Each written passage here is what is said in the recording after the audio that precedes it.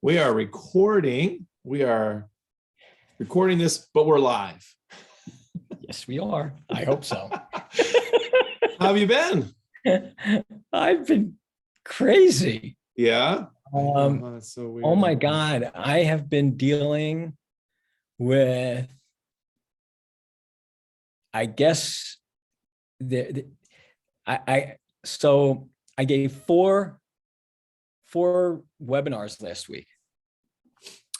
One was to my Temple University practice management class. Yeah. And that was great. That was basically on debt and trying to teach people about money. So that was really interesting, and I thought very valuable. I mean, these kids are coming out with a lot of money in debt, and what's good debt, what's bad debt, how do you prioritize debt repayment, and how do you compute what you need. So these are kids who are going to get out and they're going to look for a job. Yeah. Okay. How much do you need? Yeah. So we gave them actually a budgeting tool. I'm working with a guy by the name of Daniel Richards, whose company is My Dental CFO. So he works as a CFO. I mean, that's part of the, are you familiar with Vern Harnish's Scaling Up? What's that? Great book. And he has a whole program, not geared to dentistry at all. Yeah. Which I love. Yeah. Because it gets us out of the echo chamber. But he talks about all the things that you need to move up the ladder, including different positions in the office. And I've been seeing a lot of clients lately who are succumbing to some of the problems that scaling up causes if you don't follow a systematic process. So if you look at most dental practices, you have a doc, you have, a dental assistant, the hygienist, and a, front desk person. And then the dentist gets really busy, the hygienist gets really busy. So you need to add another assistant, or you need to add another front desk person. Yeah. And then you realize, okay, the dentist is really busy and can't do everything. So somebody needs to be the office manager. So they usually take one of the front desk people and they make that person office manager. Okay, you're office manager. Okay, how's that work out? You have the title. Now what? Yeah, without the skills. It's almost like the Peter principle. We're going to advance you until a point where you can no longer do the job that you're supposed to be doing. Super worker becomes supervisor. Yeah. And now I have a couple of practices that are they've been doing great. It's like everybody's growing. Yeah, they've breathed a collective sigh of relief. We made it through the pandemic. Yeah. Woo! They shut us down for 2-3 months. We made it, and now we're growing. We're so busy now. Yeah. Yeah. So I had a revelation last week. So the pandemic, I think, has caused a societal cultural shift in how people think about their lives.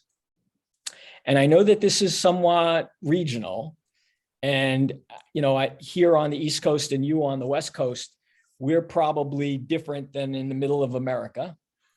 But I think at least on our coasts, lots of people who were told, you need to do this, otherwise you're going to die, have reevaluated their lives a little bit.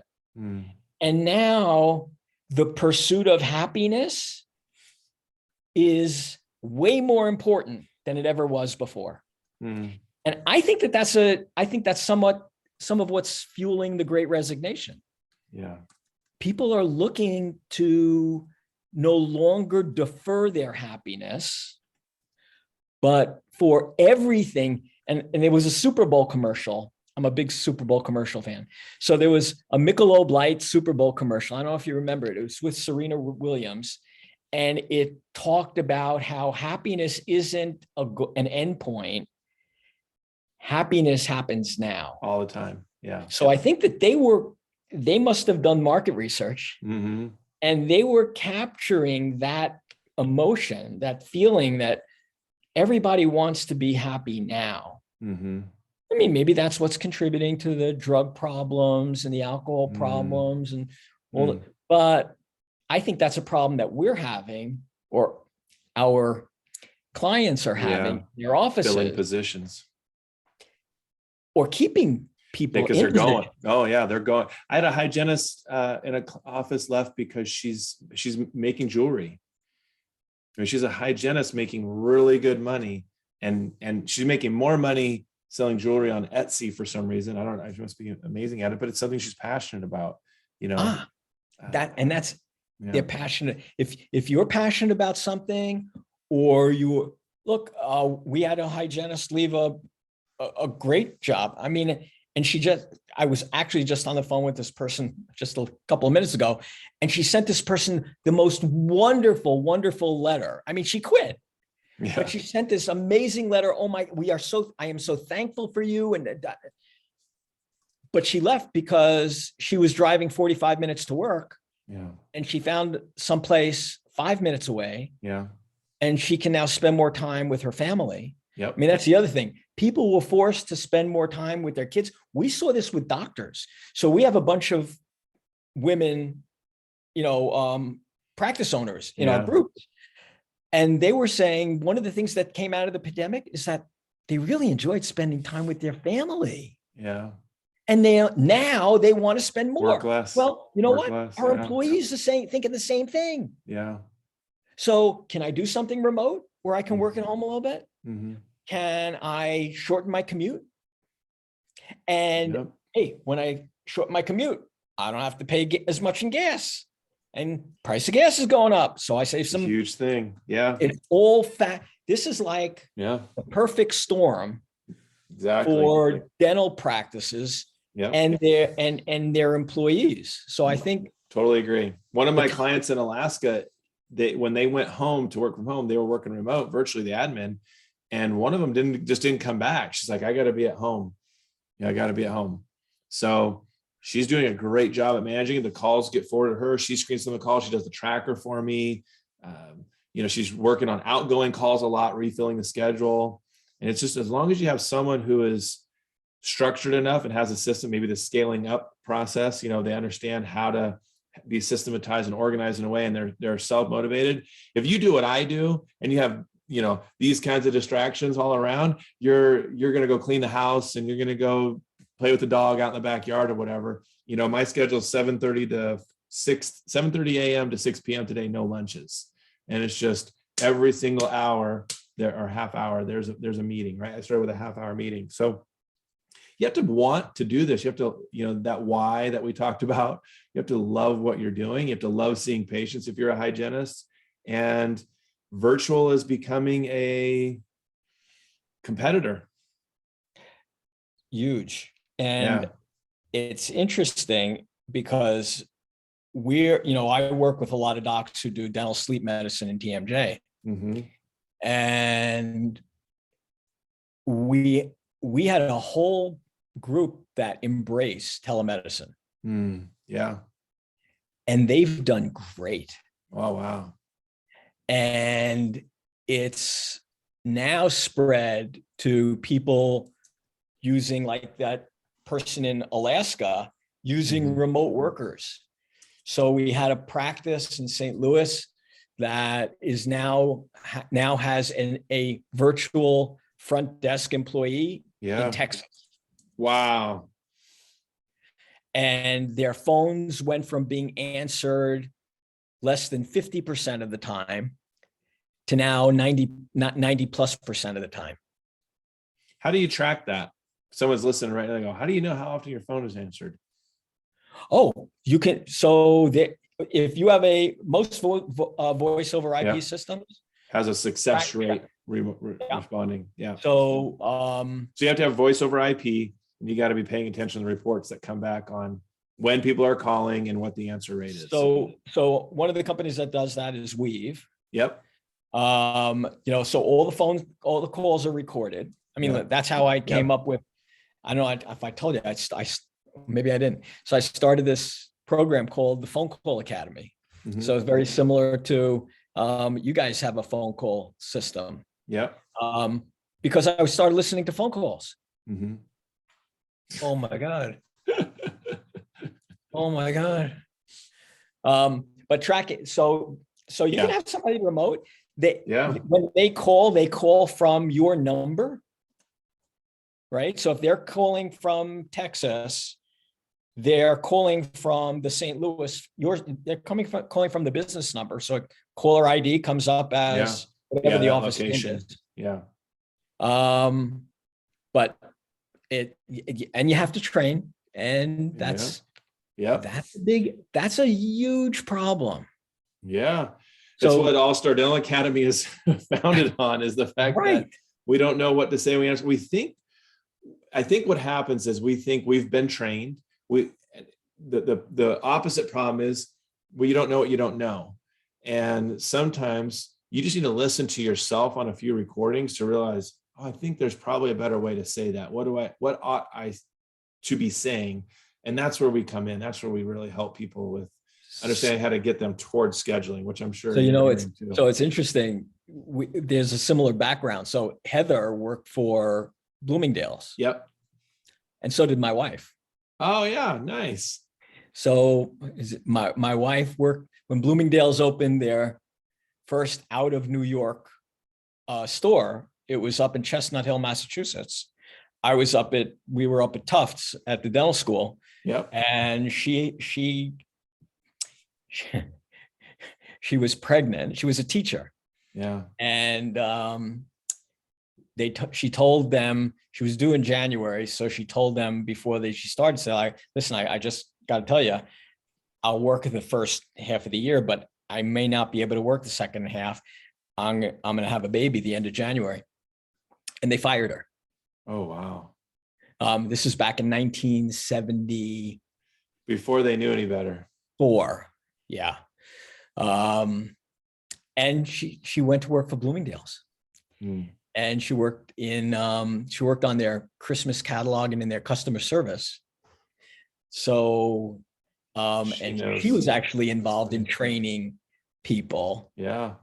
How to give good customer service. So similar to Heather. That's great. Yeah. It's interesting. It's funny. We talk about dentistry. We take everything from outside of dentistry and say that works. We need to apply it in dentistry. And how does that customer service apply here? So keeping people trained in answering the phone, working virtually or in the office is obviously essential. I think it's a lifeblood of the practice, as well as hygiene. And it's constant. It's never ending. You have to be training. But I think I'd like to focus more today on keeping employees happy. Yeah. I know we were messaging about that, huh? Yeah. I mean, that's been the sore point for the past, month or so. Yeah. People are losing employees. People are also, docs feel they have a virtual gun to their head, and they're being either blackmailed to give people raises, or they're afraid to let poor performing employees go for the lack of being able to fill the position. Who else are you going to put in there? Yeah. And we're talking about that a lot, actually, because, one of the things that this challenging times exposes your cracks. When everything's going really, really well, you can get by with some inadequacies. Yeah. As inflation is going on and as employee issues are going on, deficiencies are now becoming more apparent. So you're seeing undermanaged practices. You're seeing underperforming employees, and it's hard to afford that and yet you feel stuck because the devil I know is better than The unknown. an empty position, right? Yeah. Yeah. And I'm not so sure that's true. And Yeah. I'd like your opinion on this, because I've seen it a lot Yeah. of people who have tolerated mediocrity in different positions. And when the person in that position leaves, after the immediate trauma, there's like this huge sigh of relief. And people say, "Oh my God, it was the best thing that could have ever happened." Yeah. Why did I? Yeah. I will say this. First of all, 80% or more of my clients are right where you're talking about. And they think, the hard part is they think they're the only one. I have to reassure them, like, almost everybody is dealing with this, first of all. Well, I don't know if that's reassuring. No, but the fact that they're not like, because I think I just need to sell. I just gotta sell my practice. I just want to be done with this. And that's also not a healthy way to respond, because you think you're the only one dealing with this, and somebody else who buys is going to help you. You still want to practice dentistry. You're going to have to deal with this. You're still going to be dealing with the turnover. They don't understand. So I had this conversation just last week with a client. Yeah. I'm selling. Yeah. I'm out. Yeah. I'm saying, listen. So first of all, a reality check. And I had this discussion with the people at Henry Schein last week, 2 weeks ago. The DSO market's shifted. It's changed. So they've slowed down their buying, and they have gotten burned by too many of those doctors saying, "I'm out of here. See you later."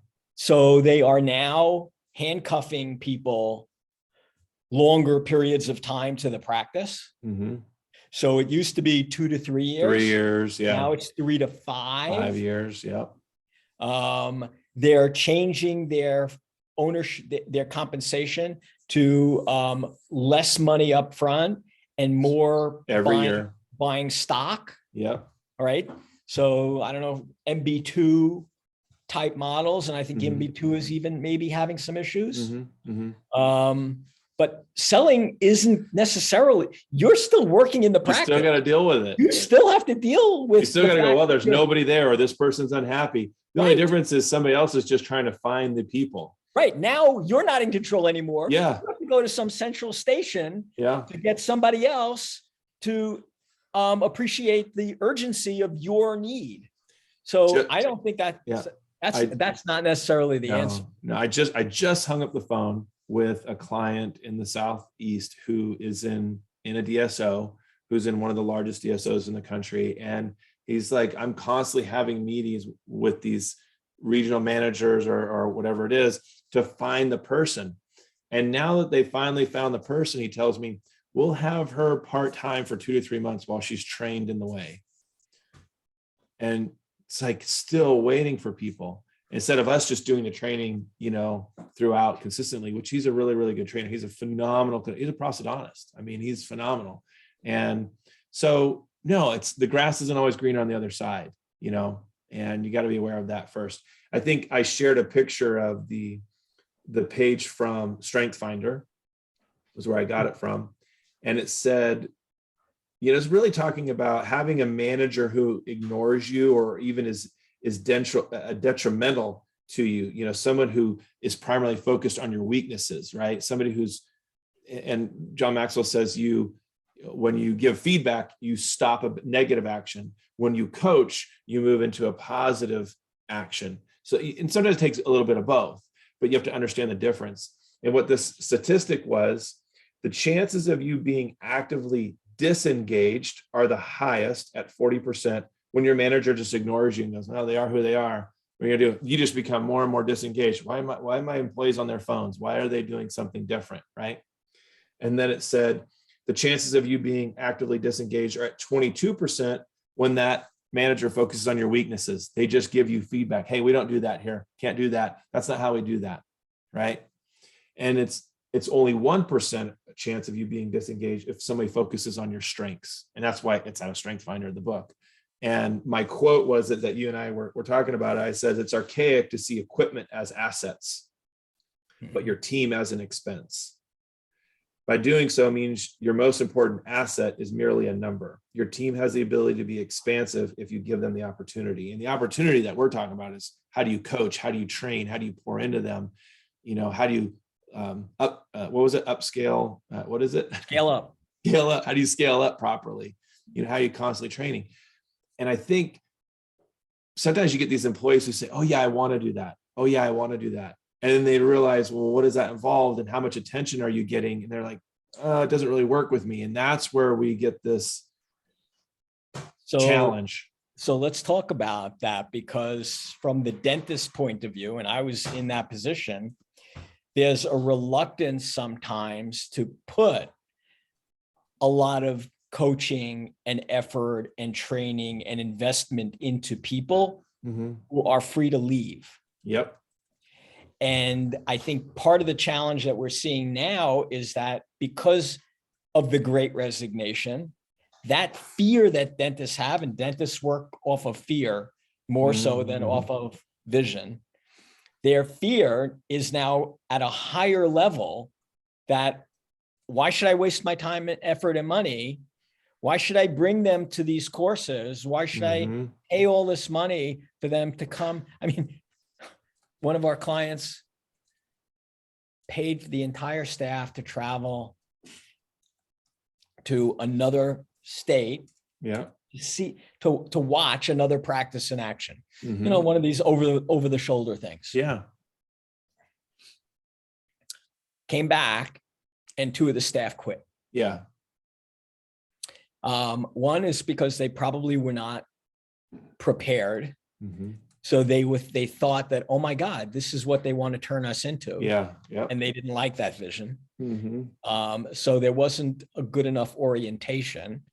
And it scared the heck out of these people. Yeah. But the fact is that said, okay, it cost them $10,000 to bring these people to this venue. And I just wasted $10,000. So I'm not going to do that again. Right.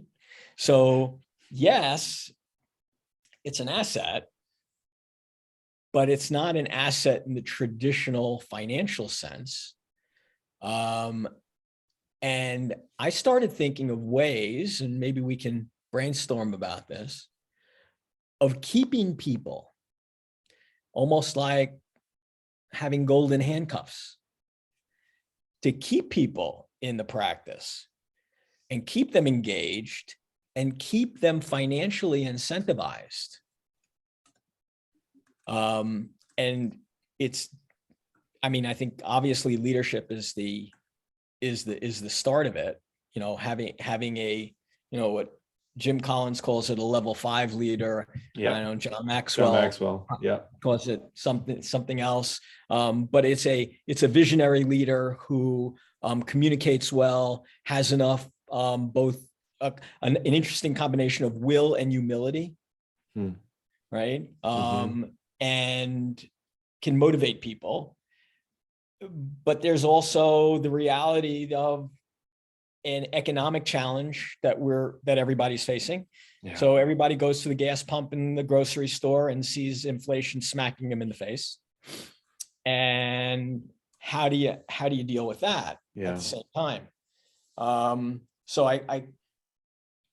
I listened to a scaling up webinar last week, and Vern Harnish, who's the author of the book and who started this coaching program, said that he heard of a very interesting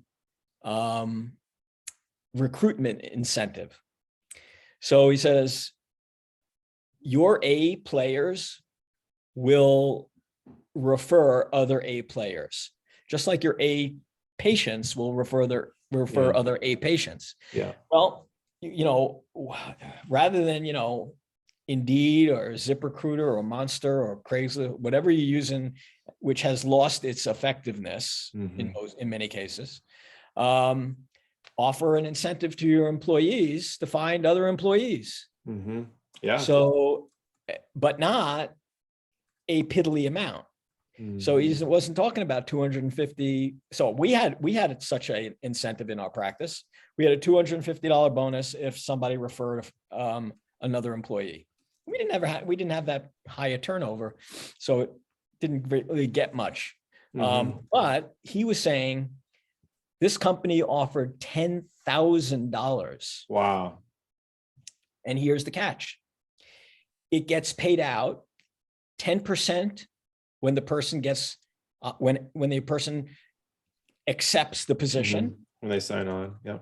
$10,000, 10% at the time, at the probation. 90 period. days is up, yeah. 90 days, another 10%. And the remaining 80% gets paid over 4 years in installments, contingent upon the new employee being there still, and the referring. They both got to be there. Exactly.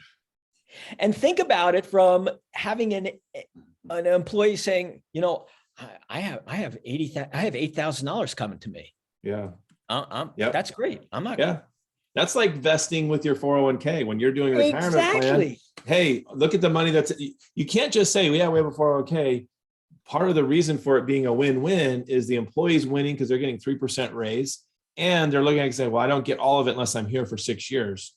The average American is only in their job for 4.4 years. So we're trying to get to 6 years with every employee if we can. And in certain dental positions, it's way less than that. Oh, so dentistry, I think the average dental student, I think, is only 2 years. It's way less than the average of American worker. Yeah, especially the last 3 years, it's been crazy, the amount of turnover. Crazy. Yeah. I think hygienists probably have the least amount of turnover and admin probably the most. I'm just, getting my feel of what I see out there. But every now and then you get these team members that they love what they do. It's a perfect fit. They love the office they're in and they want more of it. They're excited to go to work. They're passionate about it. Yeah. That's a great idea. I love it. So that was a really interesting idea. I love that point. I want to go back to where you talk about they spent $10,000 on this person. They came back. I tell people when I do my 2-day seminar training and they're paying to bring their team in and all this kind of stuff, and we're being trained, I'll let the doctors or leaders know before. And I say, just so you know, there is an 80-20 principle. 20% of these people are going to do 80% of it when they come back, 80% of the work. They're going to kill it. They're going to be awesome. And on the flip side, the bottom 20%, they're going to go, what just happened? I just want a job. I just want a paycheck. And the more you get your team doing these things and working harder, working smarter, not harder, and focused on and taking energy on what you say, the more likely those bottom 20% are going to leave. The good news is when the new people come in, the culture will already be established. Yeah. So that's key. Yeah. You have to, it's culture. Yeah. Right. Yeah. Peter Drucker, right? Yeah. Yeah. Culture eats strategy for breakfast. Yeah. So you can have the best strategy. You can bring them to wherever you bring them. But if the culture at home is toxic, not going to work. Yeah. And I had a culture guy.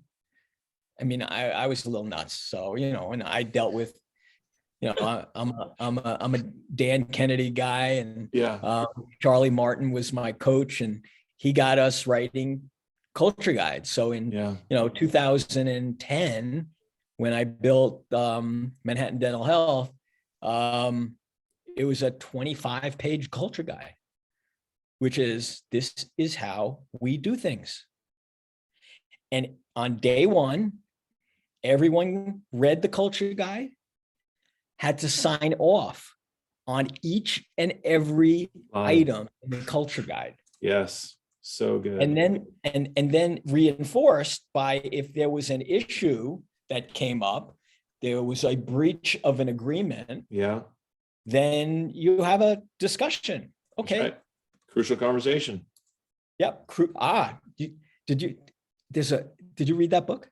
Yeah. Great book. Yeah. Crucial Conversations. Check this out. This is, so I'm going to give some questions, 5 questions. This comes from Maximize Your Potential. It's a very interesting book. It's just a bunch of different authors put this book together on different topics. And this goes exactly what you're saying, is really sharing the idea of the culture of the practice before you ever hire them. But instead of telling them what it is, you're actually going through a series of questions almost in your interview process as you're bringing them on board, and you have a conversation with them. There's just five questions. And it basically says it's about the how, not the what. In other words, this is what you're going to do in the morning. This is what time you get here. This is what your job description is. No, it's about the how you're going to behave, how you're going to be when you're in our practice. And so 5 simple examples. What do you want? Here's what I want. So it's a question. What do you want? Here's what I want. Clearly define what you want from this relationship. Talk about how you want the relationship to go. Okay. Number 2, where might you need help? In other words, you're coming into a position. Where might you need help? Here's where I need help. This is the type of person I'm looking for. Okay. Help is a good word. 3, when you had a really good working relationship in the past, what happened? A lot of times what's going to show up is when it didn't work well. And then here's what happened for me when I had a good working relationship. So many employees right now, so many clients right now are saying, this is the negative thing that happened. I'm just not sure about this person. They're kind of scaring me. I'm afraid to approach them. They're not really meshing with the team well. I just had a lady call me this morning, my first meeting this morning, had 2 in 1 here. She called, I was like, I have 6 minutes. She called me and said, I like this lady, this assistant hire. There's nobody else out there. But the team says she has RBF. I won't say it out loud. I know what it is. I haven't even heard that until 3 weeks ago. So I said, what's that? So they're like, I don't think she's friendly. I was like, well, you have 90 days to figure it out. And I sent her these questions. I said, you got to get into it. You got to figure out what her culture is. Where is she going to be in line? You got to hold her accountable while you keep hiring, while you keep looking, because you got to get someone in. So what really went well? Here's what happened for me. How do you feel about the amount of control you have over what we're trying to do here? Number 4, when things go wrong, what does that look like on your end? How do you behave? Here's how I behave when things go wrong. Have these culture conversations with them. And lastly, when things go wrong, as they inevitably will, how shall we manage that? Crucial conversation. That's what made me think of this when we said crucial conversation, because I think sometimes people think, oh, I'm going to get hired and then I'm just going to be off and running. I'm just going to go. And it doesn't work that way. Things are going to go wrong. You're human beings. You're going to have differences. How do you get in line? And the culture guide, I love that. It's so important right now. You got to show them it ahead of time. They don't know. They're taking just as much risk to leave whatever they have to come work for you as you are rolling the dice that they're going to be the right person. So why not have the tough conversation up front instead of like an IQ test or a Wonderlic or what their personality is? Dig a little, you find some things about them, but dig a little deeper into who they are, right? So we talked about doing that with new employees. Mm-hmm. But what about with existing ones? That's good. Yeah. So what about having a stay interview? All right. Yeah. What would have to happen to make you stay in this position? Mm-hmm. What would have to change? That's good. Right? Give people, one of the points in those 5 questions was people like some sense of control over their lives. And this is a way of giving it to them. Say, what would have to happen to make you leave? Or stay. Yeah. Look at it both ways. You're assuming you're hopefully going to assume you're going to stay. Yeah. But the challenge is, again, most dental practices don't necessarily have an operating system that facilitates the time to have these kinds of conversations. Yeah. And many practice managers have never been given the skill set, been taught how to deal with this. Yeah, so true. So, if you have I'm a dental assistant, front desk, office manager, or I'm a hygienist, disabled, now office manager, or dentist. I mean, CEO type. We were never taught how to teach anybody, how to coach anybody, leadership, how to hire anybody. Right. Yeah. Not in the curriculum. Yeah. And then we're put into a position where that in fact is going to be probably the biggest determinant of your success is your leadership style, right? So it's developing an operating system that allows you to accommodate some of these things that you might not have even thought were important. But now, when you're worried about your team resigning and leaving, become really important. How do you deal with it? Well, sit down with every employee and have a stay interview. Find out that's good. What motivates them. Find out what their stresses are. You know, we had a practice who just changed all their hours. So it became apparent that, you know, a lot of the moms wanted to be with their kids more, and they wanted to see them off in the morning. And there's now this work-life balance shift that you either have a decision to make. Do you accommodate it, or do you force people to do things that they may not necessarily be happy doing? And then when people see positions, great research. And I had given this as part of these lectures last week. So pay used to be the fourth reason. Yeah. That people value their job. Yeah. It's now number one. Wow. Really? It's now number one. Really? Where did you see that? I think it was on, it may have been on Indeed, actually. So it's very interesting. So when a new patient calls your office, one of the first, how much does it cost? Exactly. So the barometer that they use is cost, because they have no other way of judging what things are, right? So do you take my insurance? How much does it cost? Well, when someone goes and looks for a job, it's the same thing. They're looking at the job as, okay, what does it pay? Then we know that people leave the job not because of pay. People leave the job because they're unhappy. And their unhappiness often has to do with bad boss. That's the number one reason, by the way. People leave their job as bad boss. Right? They value money, but they leave because money is way down the list. Yeah. But when they go look for a new job, what does it pay?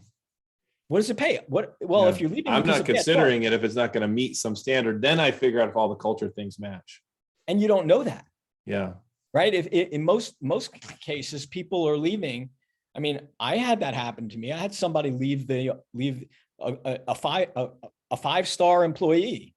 Yeah. Left because I wasn't as sophisticated as I am now, and I didn't attend to her concerns. I didn't listen well enough. That's listening. Yeah. And she was offered a position by a friend, and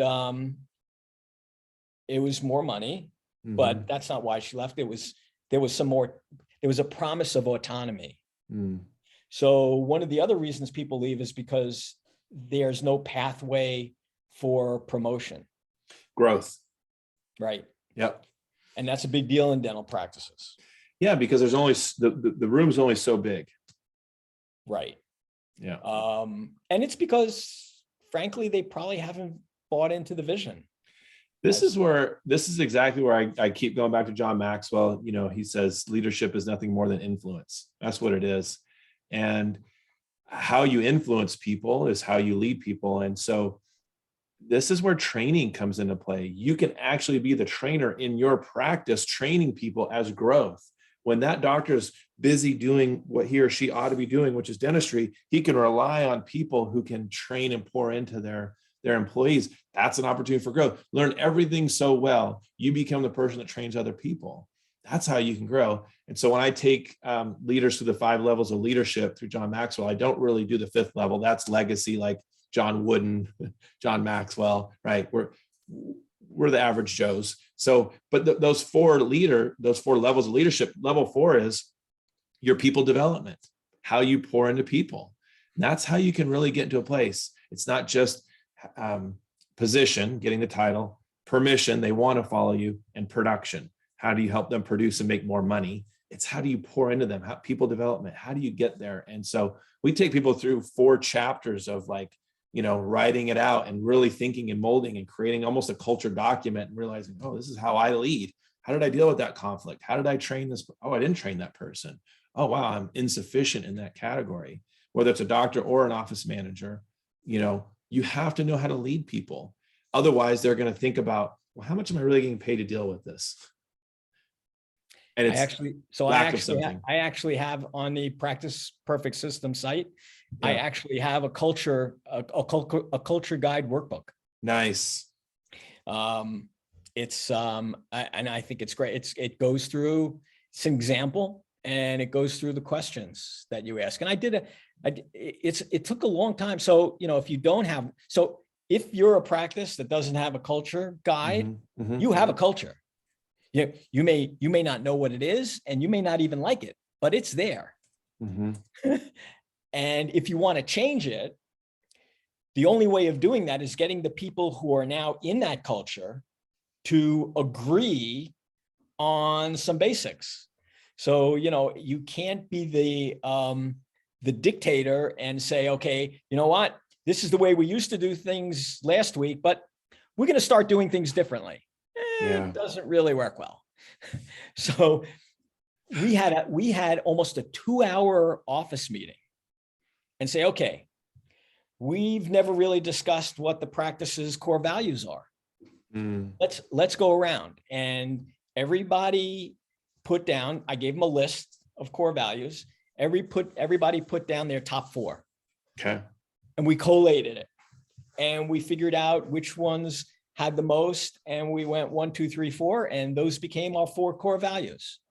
Oh, yeah. And okay, what does that core value look like in our practice? Make it practical. So, honesty. What does honesty look like? What does respect look like? And we went around the room, and everybody said what honesty meant for them, meant to them. Yeah. And that became their culture guide. Your top 10 culture elements. Yeah. So it was a core value, and then actions that epitomized that core value in action. Yep.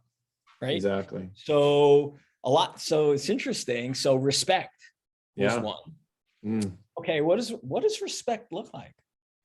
Right. And a lot of them were talking about how they're employees, right? So they're talking about how the practice respects them, right? So respect means that I get a lunch hour. Respect means that I get out on time. Respect means that, I'm spoken to nicely. I said, okay, well, what does respect look like from the doctors, from the practice owner's standpoint? And the doctor wasn't there, actually, which was interesting. But I played that role, and I said, okay, what does respect mean? That you come in 5 minutes late? Is that respecting the doctor's time? Yeah, mutual. Or respect. the practice's time? Is respect not coming in when you have an errand to do that you might be able to do some other time? So we talked about, and then we talked about what patient respect looks like. Is it respectful for a patient to be kept waiting a half an hour? That's good. Is it respectful to not offer people multiple options for treatment?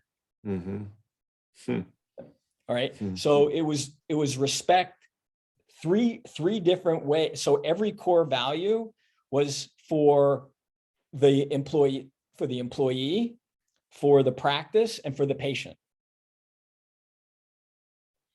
And at the end of the 2 hours, we had a document. Yeah. And everyone signed off on it. It's your constitution. It's who you're going to be. Yeah. And culture is so intangible. You either have it on accident or you have it on purpose. And what you're talking about is, how do you have it on purpose but you got to have check-ins. It has to be a living, you can't just, oh, we did it, and then you stuff it on a shelf. It's got to be something you're constantly referring back to and say, okay, is this in line with our culture? How are we behaving in line with it? So you mentioned on Practice Perfect Systems that there's a culture guide. Where do they go to get it? Practiceperfectsystems.com. Mm-hmm. And then it has solutions. Okay. And under the solutions, it should go to a bunch of different products. Okay. Practice Culture Guide and Workbook. Yep. Practice Culture Guide and Workbook. Yep. Cool. Yeah, I think people, when I've helped offices, I use Dan Coyle's book. Yeah, on culture. Yeah. So Culture Code. Yep. And just the thought process is exactly what you said. Sit down. What's important to you? It's like core values, calls them culture elements. What's important to you? Define those, write them out. You'll probably get 10 of them. And you'll have amendments. You'll keep adding things as things go. It's a living, breathing, working document. And how do you create them? How do you sit down and you talk and you just define it? You say, what does that look like? How are we being when we do that? And I usually help office when I do it, help them come up with like maybe 3 or 4 of them because it takes some time, but then they got to keep going. They got to keep developing it and working through it. It can't be my culture. It has to be the client's culture. So, yeah. Well, so it's interesting. So I think that maybe that deserves at least one office meeting a year. Culture Guide Revisited. Mm-hmm. Because you're right, it's a living and breathing document. Yeah. And probably has changed significantly since post-pandemic. Mm-hmm. Yeah. Yeah. So I'm with you. So let's circle it all together here with retaining good employees, attracting good employees, keeping them. It's not one thing. We've listed out quite a few things here, and culture eats strategy for breakfast. I love that. That's that quote from Drucker, right? That's so good. How to find and keep great employees. And I'll say this, I probably say this every time we meet, but it's about effective communication. Usually most solutions are in effective communication, and the key word being effective. I can't just tell people what to do. You got to sit down and have effective meetings with people. And these doctors will say, I don't have time to have these meetings. You don't have time not to have them, right?